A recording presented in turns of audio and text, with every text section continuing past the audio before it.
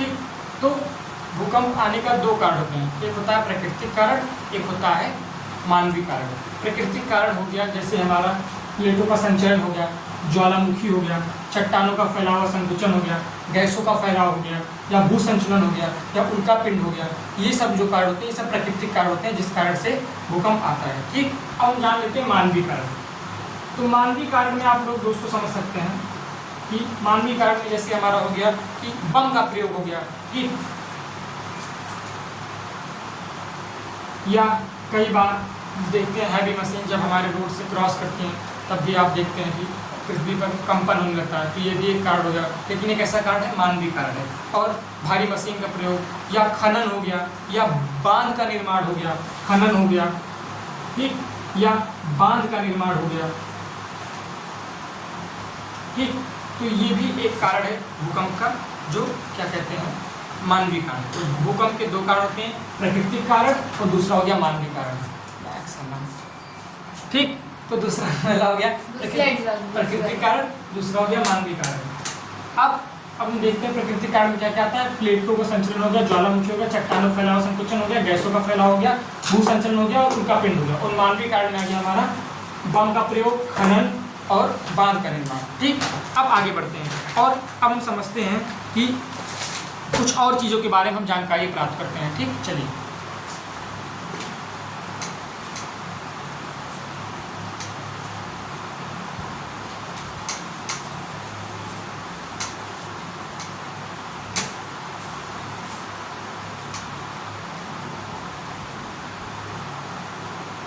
अब देखते हैं वो रेखा जो समान भूकंप तीव्रता वाले स्थलों को मिलाती है उसको क्या कहते हैं। मतलब कोई दो स्थान है ए बी और यहाँ पे समान रिएक्टर स्केल, मतलब यहाँ पे 5 रिएक्टर स्केल भूकंप आया, यहाँ भी 5 रिएक्टर स्केल हुआ, और एक ऐसी रेखा होती है जो समान भूकंप वाले स्थलों को मिलाती है। ऐसी रेखा को क्या कहते हैं? ऐसी रेखा को कहते हैं होमोसिसमैलिन। क्या कहते हैं? होमोसिसमैलिन। होमोसिसमैलिन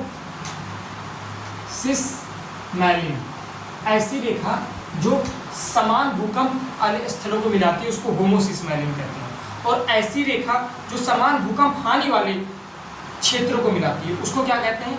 आइए देखते हैं। ऐसे मान लीजिए एक स्थान है ए, एक स्थान है बी, मतलब जितना भूकंप जितने स्केल से आया, जितनी हानि यहाँ इस स्थान पे हुई उतनी ही हानि क्या कहते हैं इस स्थान पे हुई। ठीक, तो ऐसी रेखा जो समान हानि वाले स्थलों को मिलाती है उसको कहते हैं आइसोसिसमैलिन।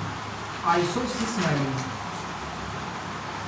दो चीजें हो गई, ऐसी रेखा जो समान तीव्रता वाले स्थलों को मिलाती है, मतलब समान तीव्रता, यहाँ जितनी तीव्रता भूकंप आया उतनी तीव्रता भूकंप यहाँ भी आया, तो उसको होमोसिसमैलिन कहते हैं। और ऐसी रेखा जो समान हानि वाले क्षेत्रों को मिलाती है, मतलब जितनी हानि यहाँ हुई है उतनी हानि यहाँ हुई है, उसको कहते हैं आइसोसिसमैलिन। ठीक ठीक है, चलिए अब आगे बढ़ते हैं और भूकंप के तरंगों के बारे में थोड़ा चर्चा कर लेते हैं।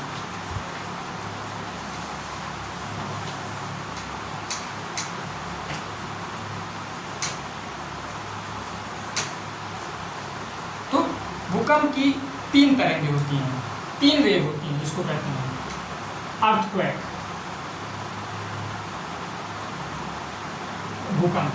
भूकंप की 3 तरंगें होती हैं, कौन कौन सी? पहला हो गया प्राइमरी वेव,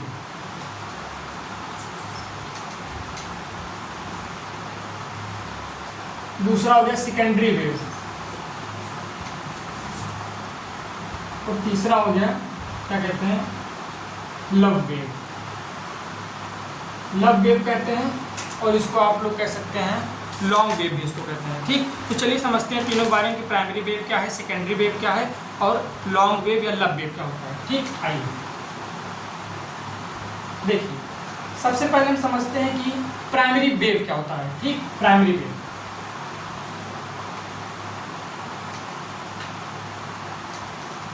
अब प्राइमरी वेव के बारे में जितनी जानकारी है मैं आप लोगों को बता देता हूँ, मैं लिखूंगा नहीं, आप लोग समझ जाइए।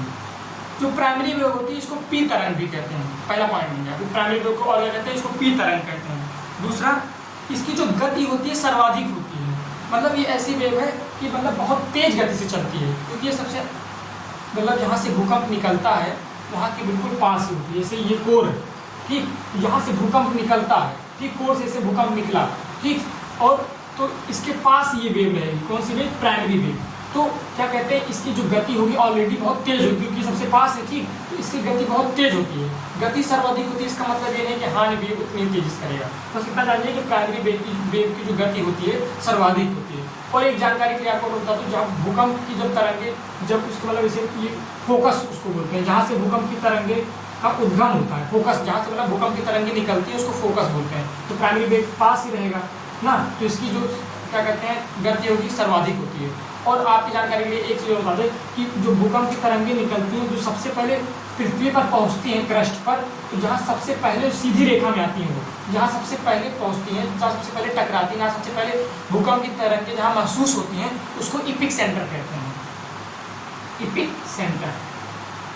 तो भूकंप कि वो पूछता है कि कहाँ से भूकंप की तरंगों का उद्गम होता है, कहाँ से भूकंप की तरंगें निकलती हैं, उस स्थान को क्या कहते हैं जहाँ भूकंप की तरंगें, ये कोई बिंदु होगा ना जहाँ भूकंप निकलता है, ठीक, तो उसको कहते हैं फोकस। तो पृथ्वी पर सबसे पहले जहाँ भूकंप महसूस होता है जिस जगह पे, उसको कहते हैं इपिक सेंटर, ठीक। अब आगे बढ़ते हैं, मैं पढ़ रहा था प्राइमरी वेव के बारे में। तो प्राइमरी वेव जो होता है ये इसको पी वेव भी कहते हैं, और इसकी जो गति होती है सर्वाधिक होती है। अब और ये जो होता है सॉलिड और लिक्विड दोनों में होती है, मतलब ये दोनों में चल सकता है, सॉलिड में भी चल सकता है और लिक्विड में भी चल सकता है। तो 3 पॉइंट बन गया हमारा अभी तक, क्या कि ये जो होता है इसको पी वेव भी कहते हैं, और दूसरा शॉर्ट में लिख दे रहा हूँ, पी वेव भी कहते हैं, और दूसरा क्या कहते हैं इसकी जो स्पीड होती है, स्पीड, इसकी स्पीड सबसे अधिक होती है। तो तीसरा ये जो होता है सॉलिड में भी चलता है और लिक्विड में भी चलता है, समझ जाइए हम लोग, ठीक। और क्या कहते हैं गति जो होती है ठोस में अधिक होती है और द्रव में कम होती है, ठीक। प्राइमरी वेव की जो गति होती है वो ठोस में अधिक होती है और लिक्विड में कम होती है प्राइमरी वेव की गति, ठीक। और ये जो होता है अनुदैर्घ्य होता है, ठीक, ये अनुदैर्घ्य होता है। और ये जो है धरती पर सबसे पहले पहुंचता है, धरती पर सबसे पहले पहुंचता है। अब हम एक बार शॉर्ट समराइज कर दे रहे हैं प्राइमरी वेव के बारे में, ठीक। आइए प्राइमरी वेव, ये प्राइमरी वेव का लिखा। अब देखिए प्राइमरी वेव को पॉइंट नंबर 1 पी तरंग भी कहते हैं, पॉइंट नंबर 2 इसकी गति जो होती है सर्वाधिक होती है, सबसे तेज होती है, और गति सर्वाधिक होती है, इसका मतलब ये नहीं कि हानि भी सर्वाधिक करता हो, ठीक। हाँ, तीसरा पॉइंट ये जो होता है पृथ्वी पर सबसे तेज पहुंचता है, क्यों, क्योंकि इसकी गति सबसे तेज होती है। चौथा पॉइंट ये जो होता है सॉलिड और लिक्विड दोनों में चल सकती है, ठीक। और पांचवा पॉइंट ये सर्वाधिक मतलब सॉलिड में इसकी गति तेज और लिक्विड में इसकी गति कम होती है, किसकी, प्राइमरी वेव की, जो कि भूकंप के अंतर्गत आता है, और ये भूकंप की तरंग है और इसको पी तरंग भी कहते हैं। तो this is all about the primary wave या फिर प्राथमिक तरंग जिसको हिंदी में कहते हैं। अब हम समझने वाले हैं सेकेंडरी वेव को। अब देखते हैं कि सेकेंडरी वेव क्या होता है, ठीक। सेकेंडरी वेव,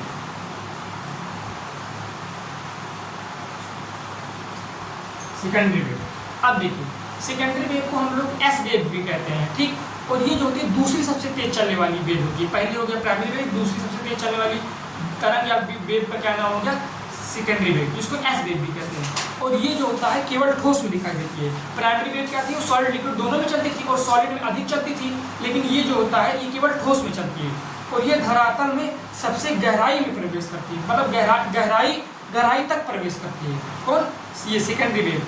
और ये जो होता है अनुप्रस्थ होती है। याद रखिए प्राइमरी वेव अनुदैर्घ्य होती है और सेकेंडरी वेव अनुप्रस्थ होती है, ठीक।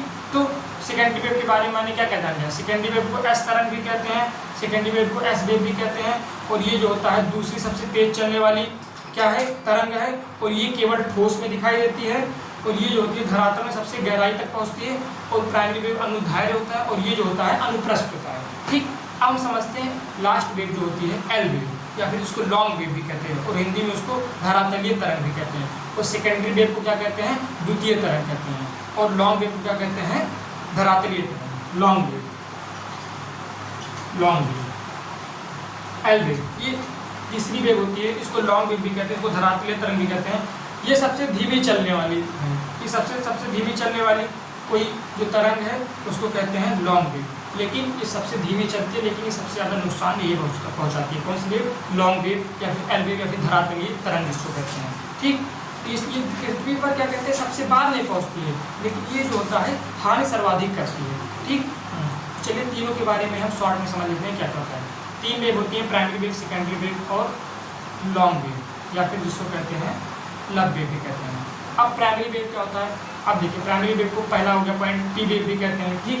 दूसरा क्या कहते हैं प्राइमरी वेव जो होता है इसकी गति सर्वाधिक होती है, पृथ्वी पर सबसे तेज पहुंचता है। ये जो होता है क्या कहते हैं हमारा ये अनुदैर्ध्य होता है, और ये जो होता है सॉलिड लिक्विड दोनों में चलता है, सॉलिड में तेज चलता है और लिक्विड में कम चलता है, तो इसको प्राइमरी वेव या फिर पी तरंग भी कहते हैं। दूसरा हमारा हो गया सेकेंडरी वेव जिसको एस तरंग भी कहते हैं, ये दूसरी सबसे तेज चलने वाली वेव है, और ये केवल ठोस में चलती है, लिक्विड में चलती नहीं है, और ये सबसे गहराई तक पहुंचती है सेकेंडरी वेव या एस वेव। और ये जो होता है हमारा ये अनुप्रस्थ होती है, वो प्राइमरी वेव अनुदैर्ध्य होती है और सेकेंडरी वेव जो होती है अनुप्रस्थ होती है। तो तीसरा आखिरी वेव है लब वेव या फिर जिसको लॉन्ग वेव भी कहते हैं। ये जो होता है ये तीसरी वेव है, ये सबसे बाद में पहुँचती है, इसकी गति सबसे धीरे होती है, लेकिन गति धीरे होने का अर्थ ये नहीं कि ये हानि भी बहुत कम करती है, ये हानि बहुत ज़्यादा करती है, और गति इसकी सबसे धीरे होती है, इसको लॉन्ग वेव भी कहते हैं, धरातलीय वेव भी कहते हैं। और सबसे इंपॉर्टेंट पॉइंट तीनों वेव में ये है कि अनुप्रस्थ किसको, अनुप्रस्थ तरंग अनुप्रस्थ वेव किसको कहते हैं, ये क्वेश्चन आता है। तो अनुप्रस्थ, ठीक अनुप्रस्थ हो गया, यानी कि क्या कहते हैं